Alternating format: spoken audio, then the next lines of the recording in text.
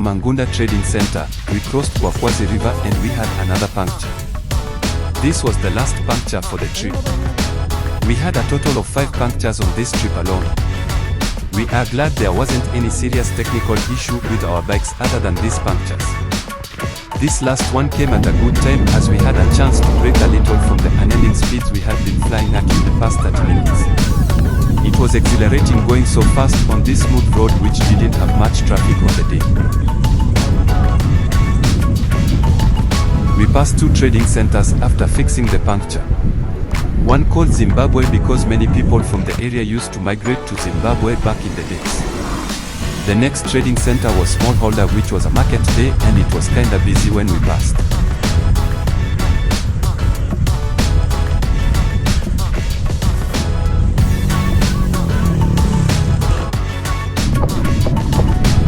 There is this beautiful spot along the road called Lota which has some colonial era houses right along the road. It's such a picturesque spot that you just can't ride past without thinking of taking a photo or two if you are like me.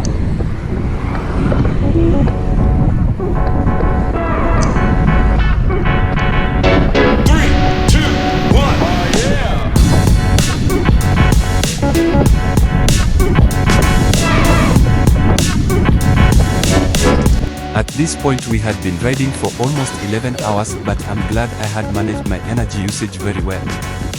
For some guys who had been wasteful in their energy management strategies, they were beginning to show signs of exhaustion.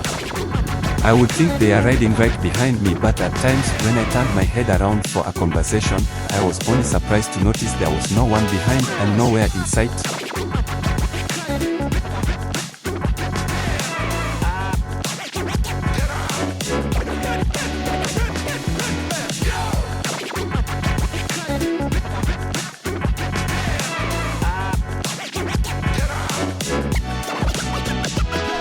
We arrived at Tholo at 16:53 and we could see the sun setting down in the mountains that lay ahead of us.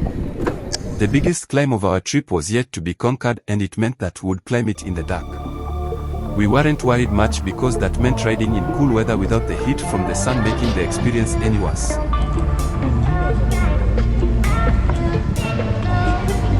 Before proceeding, we had to regroup at the Beka so that we could start the climb together in a peloton. We needed to stay together for the remaining stretch just to ensure that motorists could easily see us in the dark.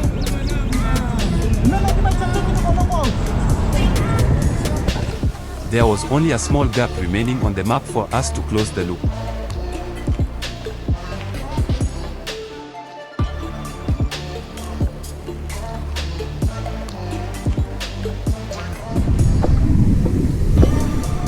At this time of the year, we usually have shorter days in Malawi. On this particular day, the sun went down at exactly 17:28 hours, and since it happened whilst we were in the mountains, the darkness was far much more. However, the darkness didn't slow us down a bit as we were able to reach even higher speeds of up to 40 km/h where we could. Unfortunately, my camera doesn't have a light, so the footage that I took in the remaining section isn't that clear. This is because the only light we had was for the bike, which I also needed for me to see the road.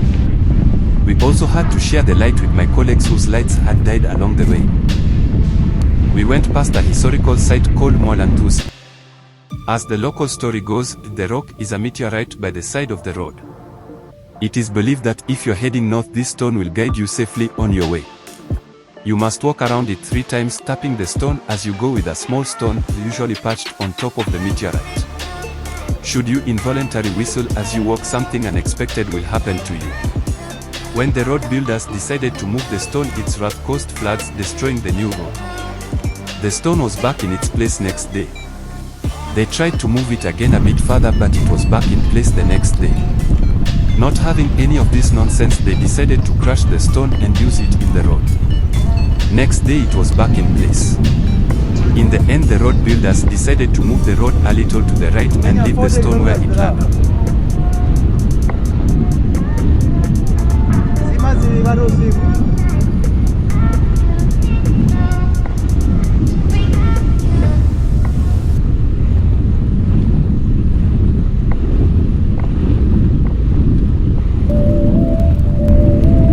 This place is very beautiful because of the tea farms on both sides of the road. However, we couldn't see this beauty in the night. So I share with you a footage from an earlier trip passing through the same place.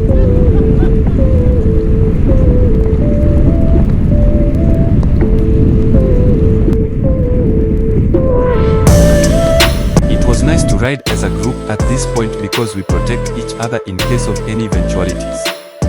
Everyone is assured of company, and despite some falling tired along the way, we could stop and give each other a chance to rest.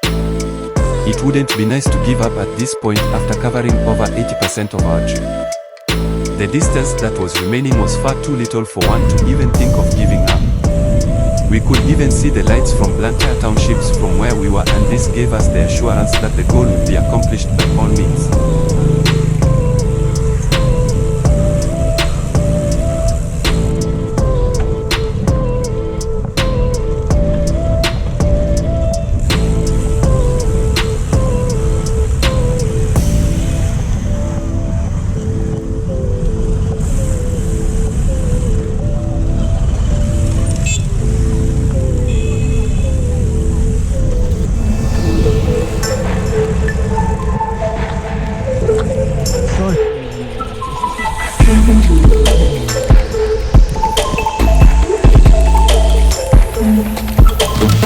Some guys were completely wasted at this stage, and we had to wait for them to make it. Being dark, we could see their light coming closer until they catch up.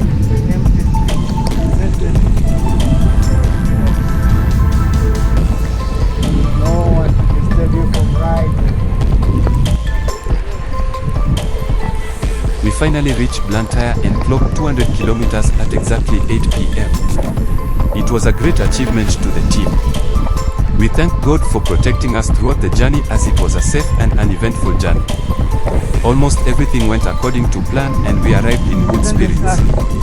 We covered a total of 202 kilometers in 15 hours, 3 minutes and 13 seconds. A total of 3,593 calories were burnt by myself alone.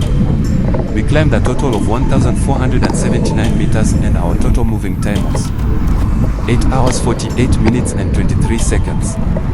Overall, we finished with an average speed of 23 kilometers per hour, which is impressive for amateur riders like ourselves. A total of 365 vehicles passed us along the trip, with the fastest vehicle driving at 100 kilometers per hour.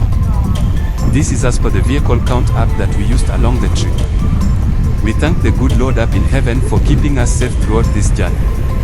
We hope you have learned one or two things through our experience, and that you are a bit more knowledgeable about our country Malawi and the many beautiful spots that we have through the eyes of a cyclist.